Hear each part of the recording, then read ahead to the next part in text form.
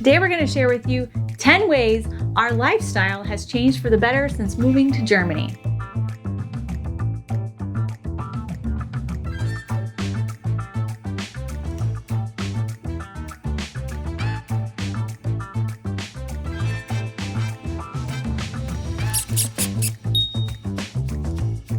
Hey everybody, welcome back to our channel. I'm Sarah. Hello, I'm Kevin. And we are the McFalls, a family of 6 with 4 kids. A cat and a hamster, very important family members. That little hamster is very cute. Maybe I'll get some footage this week and show you guys. She's very cute. Her name is Ginger and she's Griffin's sweet little pet. He takes very good care of her. Indeed. We moved from the USA to Germany in February of 2021, so it's been about a year and a half now. Mm-hmm. And we're seasoned veterans. Yeah, hardly, right? We are just now getting started, really, aren't we? We did a video, I don't know, it might have been about this time last year, maybe a little earlier, about how our lifestyles had changed since moving to Germany, but we were brand new, fresh and green, you know, and our lives have changed even more now. And they've gone more into depth on German culture. So we thought we could do another update on this. And we have new things that we're doing that we weren't doing last year. So as an American, we sort of have this idyllic picture in our minds of what life is like in Europe. And so what we're going to share with you today are some of those idyllic things. And we have found many of them really are true. There really is a quality of life here that is really nice. The slower pace of life, more focus on family, more focus on your lifestyle, your vacations, your food, on things being higher quality and less quantity, less materialism. These things really are true here in Europe, and especially in Germany. Yeah. When Americans think of, oh, I want to travel in Europe or I want to move to Europe, those are the things they're after, is this lifestyle. And we actually want to do a video on that later on there are actually many laws and regulations that allow that a lifestyle to happen. Right. It doesn't happen by accident. I think that will be something really good to research in a future video.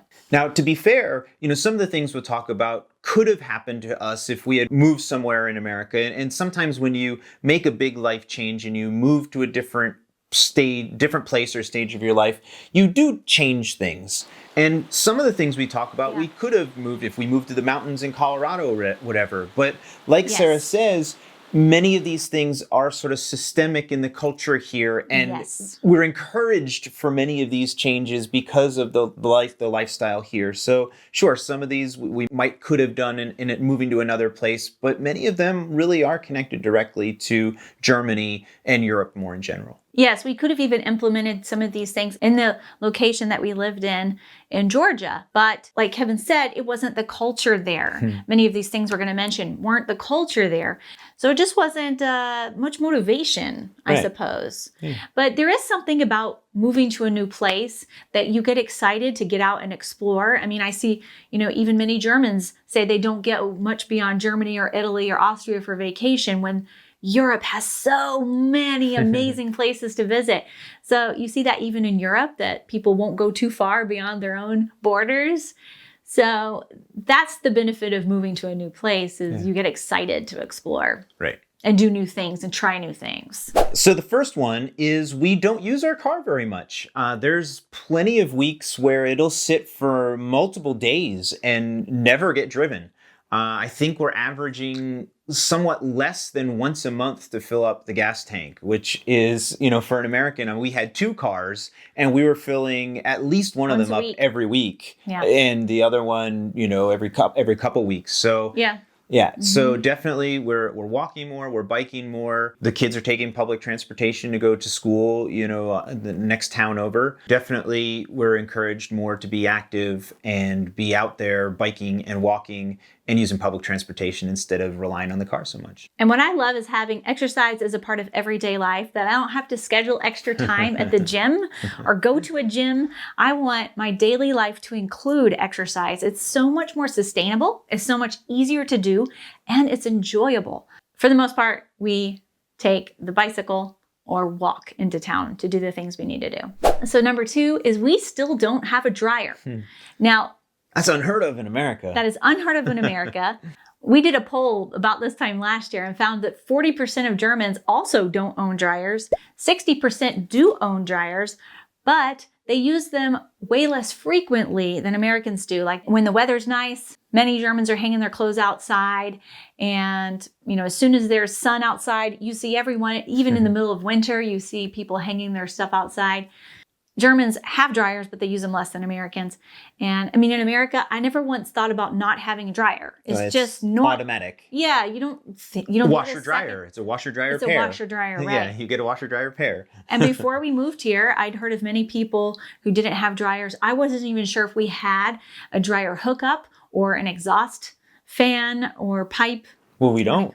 And we don't, okay. I don't know if the German... It comes back into the room. I'm not sure, but in America, every house has an exhaust pathway to hook up the dryer. In many German homes, that isn't even a thing. So I didn't want to buy a dryer before we moved here in case I wouldn't be able to use it. So I started hanging up my clothes, and now we just have this routine. I wash and hang up the clothes. And it's become such a habit that I'm like, do I even want to spend 900 euros on a nice dryer? In the wintertime, sometimes I do, because drying sheets and towels takes a long time, and that gets annoying, especially before going on a vacation. I need things to dry quickly so we can get ready. But other than that, I don't really find it to be annoying at all. It's been fine. And I can't believe this. If you had asked me when we lived in America if I'd ever go without a dryer, I would have told you, no way. That's crazy. Yeah. So with family of 6 and no dryer, no way. Yeah. So number 3, this is a really funny cultural thing. We now like stiff towels. I do, at least. I don't know. Do you? I don't know. Have you even noticed? You've never even noticed. So in the US, because we have dryers, we dry our towels. They come out nice and fluffy, which I love that too. Nice fluffy towels are a wonderful thing. I never would have thought that I would like stiff towels. And when we first arrived and I would hang our towels up to dry, I was like, oh, they're so stiff. But then I saw in many of our YouTube videos, you guys have commented on how you like stiff towels because they're sort of exfoliating. And I have grown to like them now, kind of like with mineral Wasser. I really like sparkling water now. And I didn't like it when we first arrived. And now I like stiff towels. I like the way it feels on my skin. There's a sort of texture to it. And it's not that I don't like soft towels. I still like them. But I also like stiff towels. So either one. That's just sort of a weird lifestyle change that I had to throw in there for fun. And so then the fourth one is we're just a lot more eco-friendly here. Where we lived in Georgia, that was not really a priority. We did recycle some. We had single stream recycling. We did some of that. And there's other places in America, like California, where plastic bags are banned from grocery stores. But in general, Germany is just a lot more eco-friendly focused. You look at every house has solar panels on them. Ours does, and it helps heat our pool. Recycling is a really big deal. Probably one of the biggest ways to measure our eco-friendly footprint here is looking at the trash can that we have. We have a very relatively small trash can by American standards, Restmüll, the regular trash that goes in the landfill, and that small one gets taken out every 2 weeks. And in America, we had like a 3 or 4 times the size of that, and it was taken out every week. And sometimes overflowing. Yeah, so a lot of times overflowing. Yeah. So we definitely produce less trash. A lot of people reclaim their rainwater for their plants. It's just part of life here, and it's just expected, and that's just normal. And it's not sort of a political thing that all of the tree huggers are doing in America or whatever. It's so politicized in the US, and I think that's really sad because it just should be something normal and good to take care of the environment. Like taking care of people is just the right thing to do. Why is this a political issue? It's refreshing that it's just a normal part of everyday culture. And next week, our video is going to be about how we're much more eco-friendly. We're going to go into depth on that, so stay tuned next week. So number 5 is that we travel much more. Now, in the US, there's a lot of really cool places to see, especially out west. The national parks are absolutely beautiful. Yellowstone, there's some big cities like New York City, really fun to visit. So we could have been traveling more in the US, but because the US is so big, we would have had to fly most places in order to see them. Yeah. And Kevin had a lot less vacation time, quite frankly. So we didn't have the time off nor the money to be able to go to the places that we wanted to visit. We especially wanted to visit more out west. Here in Europe, everything's much closer together, so we have been able to take the train or drive pretty much everywhere, and within 4 or 5 hours, we can see a ton of really cool things and other cultures, other languages, other foods. For us, traveling in Europe is just much more interesting. Yeah. It's interesting in America too, but we like the other languages. We like the different kinds of food, the different kinds of culture. Old world Yeah. architecture. Our old world, yeah. It's just helped Sarah and I be excited to go and travel and go and see different places. And that gives us motivation, because it's not easy to organize and operationalize a vacation with a family of 6. It's not. It's hard. It's not easy, but, going to Venice or going to the Alps or going to really cool places has made us, more motivated to push through that and make it happen and help our kids be more used to that as well. So number 6 is that we get outside a lot more, especially here where we live in such a beautiful area with lots of outdoor activities. You can't but not be inspired by everyone. You go out on the weekend, especially on Sunday, everyone's out with their bikes. Everyone's out on their bicycle or walking around or doing something outside. It's harder to drive on Sundays than it is to take your bike because you have to weave around all the bicycles. Yeah. I love it. It's just much more part of life here. Just yesterday, I brought Grayson to his hockey practice, and I'm sitting in the parking lot, waiting. And it's like, well, there's a mountain right there. Instead of sitting in here on my phone, why don't I just go hike up that mountain for an hour while I'm waiting for him to get out of hockey practice? So I got in a nice hike up the mountain because it's right there. What he's not telling you is that it's not a hike. It's a rock climb with a rope. And he showed me the pictures and I said, oh my God, if you fall off of that, you're going to die and we're not going to have a father for these children anymore.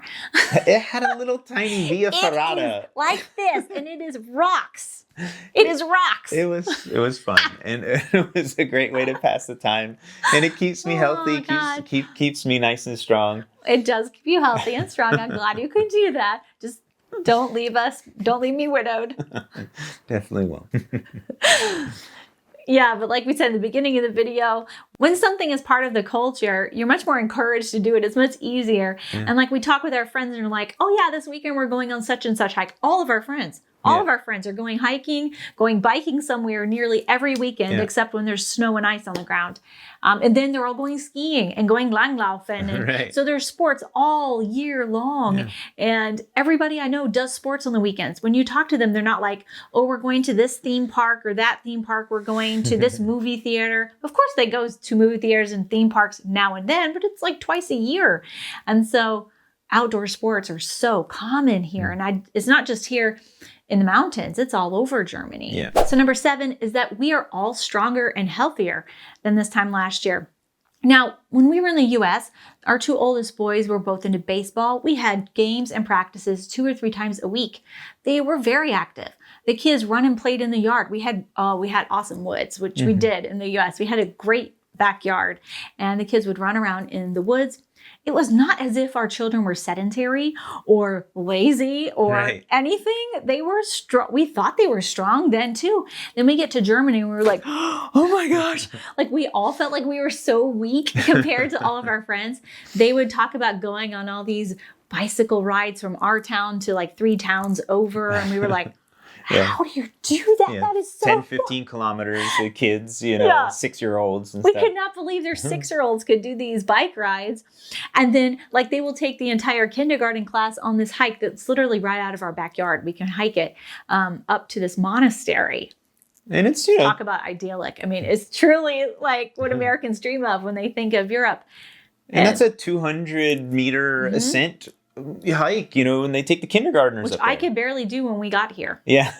Remember? I remember. We did it one day, the 2 of us, and I was like, oh my gosh, I'm going to die. It was hard.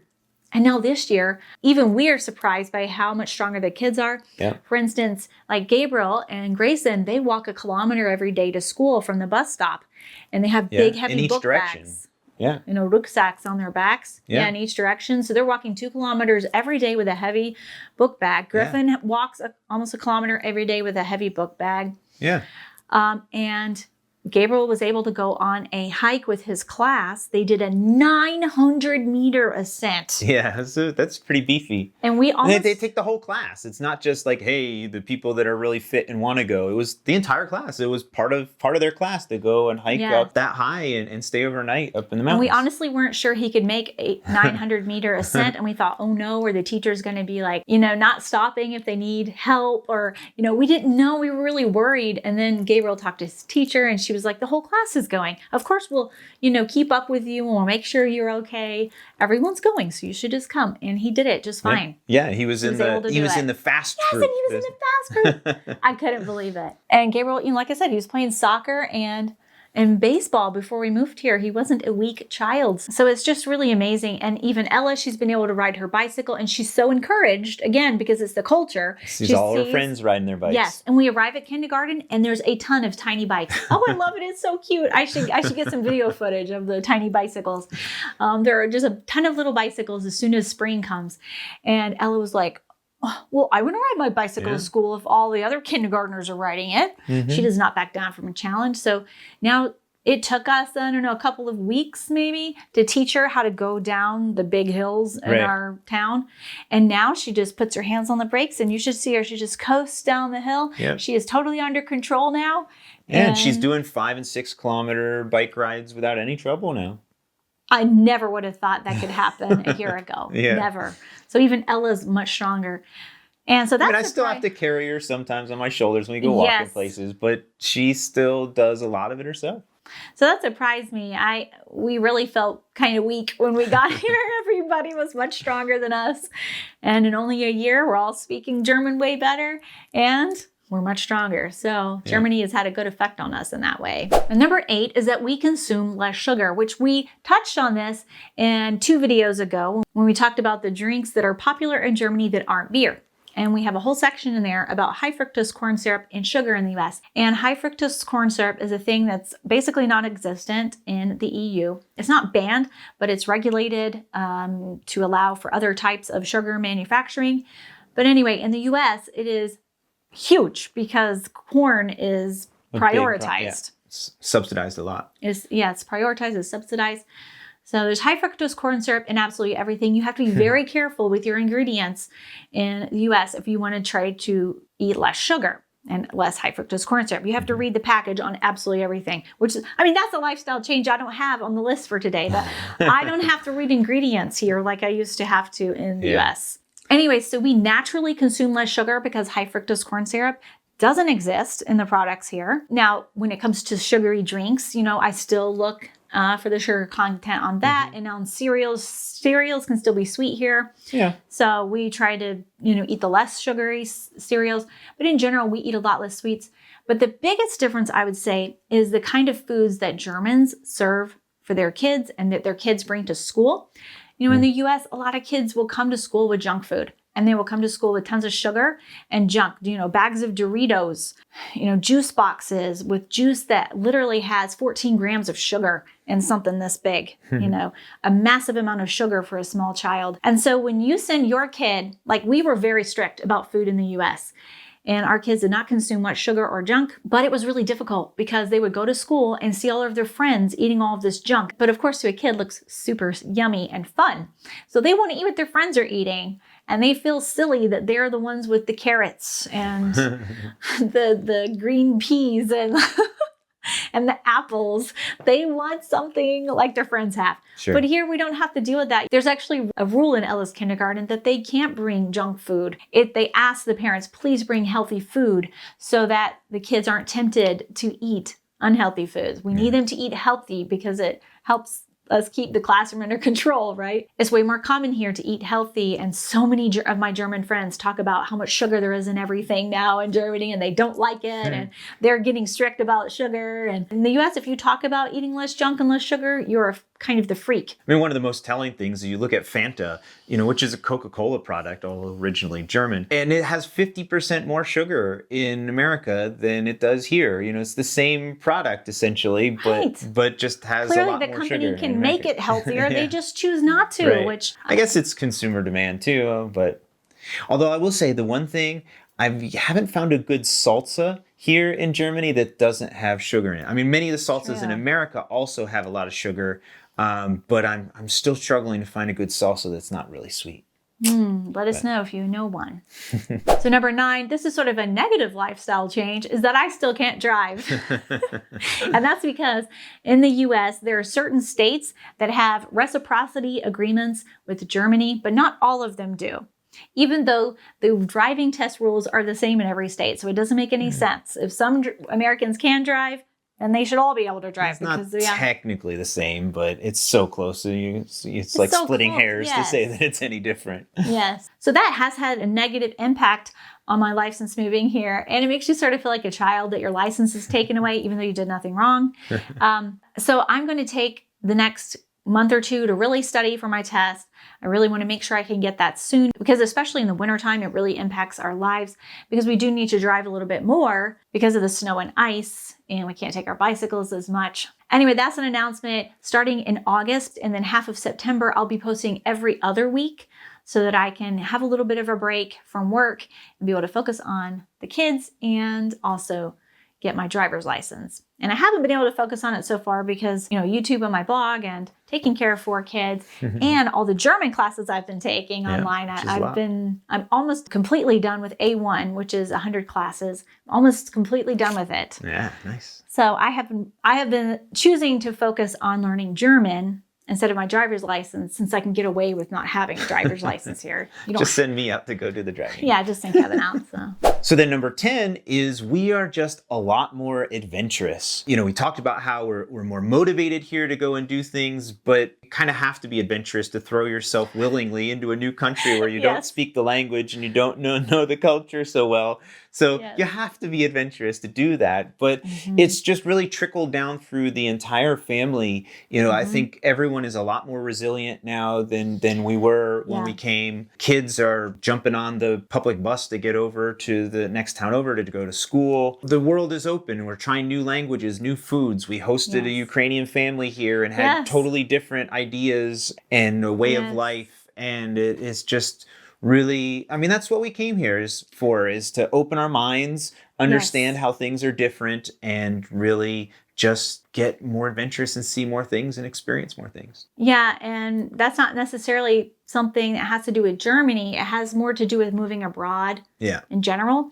And even moving within your own country to a different region, that's a lot different. From the north to the south in Germany or the south to the north. And same in the US, it's quite different in the north and in the south. It can really change the way you see things. Being in a totally different culture with a totally different language and food, it busts open everything you've ever thought about life and makes you think about things differently. So yeah, that's what we love about moving abroad. Not everybody likes that, but we do. That's our thing. So Kevin and I have always had in common with each other. And it's what, sort of united us really at the beginning when we met each other. It's really cool to see when we go traveling in other countries with our kids. Even Griffin will try like new foods. You saw in our video when we went to Hallstatt in Austria that he was trying the forella, a whole fish with a face and everything on it. It's not something we ever really tried so much in the US. Yeah. But he's more adventurous now, so he will try that. And the kids, when we went to Venice, they ask, what is the language here? Oh, Italian. Okay, well, what are some words in Italian? And they are interested in knowing how to speak in Italian. And they were using some Italian words while we were there. And they were interested in trying different Italian foods that they had never tried before. And so, the world is now open to them in a way it was never opened before.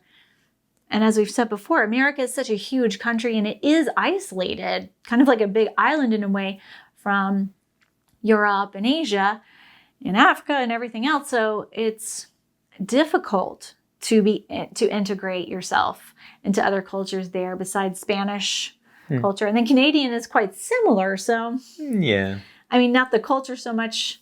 Well, they're more similar than say a European culture. Yeah, they're just the 51st state. Yeah. Don't tell that to the Canadians. I'm sorry. Yes, so No, there's a lot of differences There are. between Canada and the US. You have to really work at it if you live in the US to be part of another culture. It's not easy, and it costs a lot of money. So it's not even possible for many Americans. So that's all we have for you today. We hope you come back next week to hear about how much more eco-friendly we have become since moving to Germany. All right, you guys, thanks for watching, and we'll see you next week. Cheers. Cheers.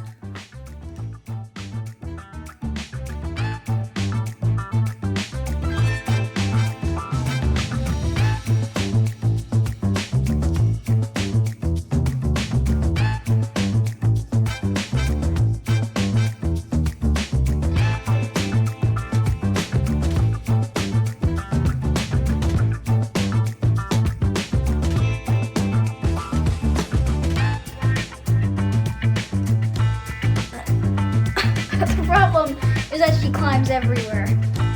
You get your paws off my neck. Prickly. Ah.